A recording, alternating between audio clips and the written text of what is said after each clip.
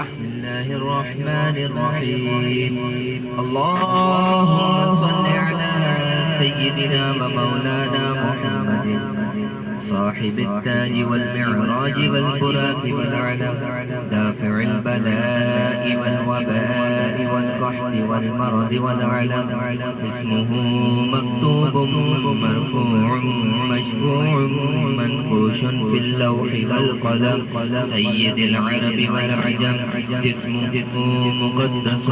معطر مطهر منور في البيت والحرم، شمس الضحى بدر الدجى صدر العلا نور الهدى كف الورى مصباح الظلم، جميل الشعم شفيع الأمم صاحب الجود والكرم، والله عاصمه وجبريل خادمه والبراق مركبه والمعراج سفره، وسدرة المنتهى مقامه ومطلوبه، والمطلوب مقصوده والمقصود موجود،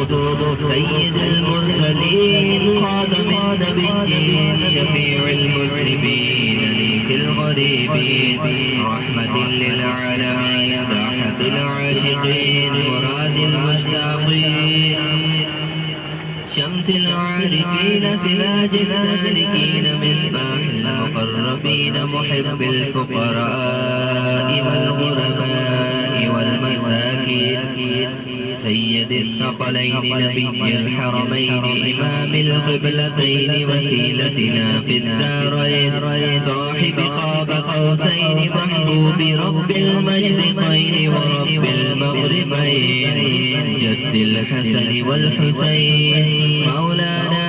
ومولى الثقلين، أبي القاسم محمد بن عبد الله، نور من نور الله، نور من نور الله، نور من نور الله،